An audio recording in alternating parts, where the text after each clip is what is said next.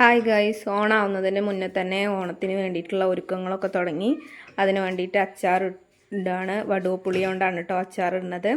പൊതുവെ ഇവിടെ എല്ലാ വർഷവും ഓണത്തിന് വടുവപ്പുളി അച്ചാർ തന്നെയാണ് ഇടുക. അതിൻ്റെ തോല് ചെത്തിക്കളയും.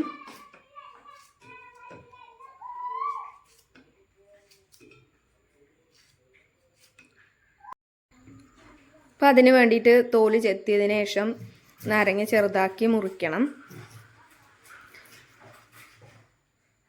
ആദ്യം ഇങ്ങനെ കട്ട് ചെയ്യും, പിന്നെ അതിലും ചെറുതാക്കി കട്ട് ചെയ്ത് വെക്കട്ടെ ചെയ്യാം.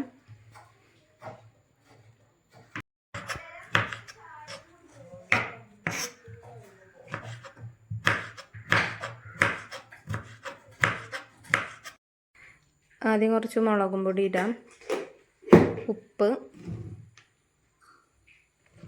പുളി ഉള്ളതുകൊണ്ട് സുർക്കൊന്നും ഒഴിക്കണില്ല കേട്ടോ.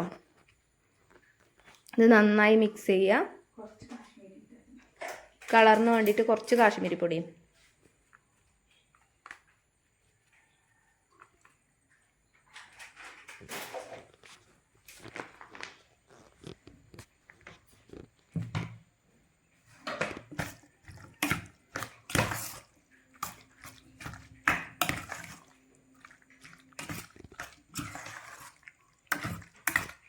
നന്നായി മിക്സ് ചെയ്തതിന് ശേഷം ഇതിന് കുറച്ച് വറവിടണം.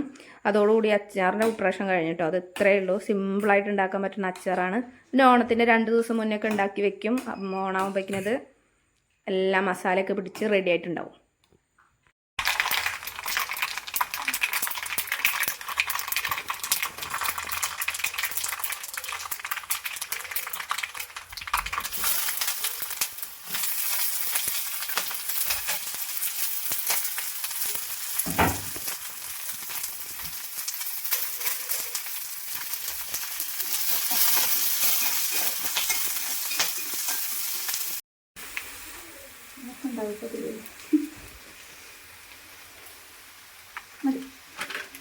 ഹലോ ഗായ്സ്, നിങ്ങളിപ്പോൾ കണ്ടുകൊണ്ടിരിക്കുന്നത് അമ്മയുടെ പാചകം. അടുത്തതായി കുറച്ച് കായം.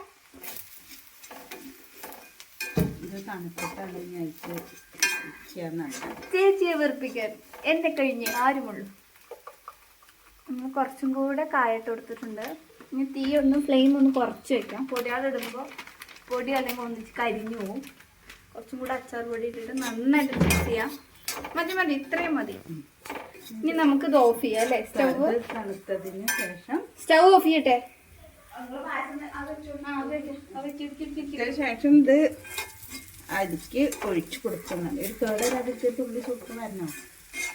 അത് ഇതിൽ വയ്ക്കണം. ആവശ്യമില്ല.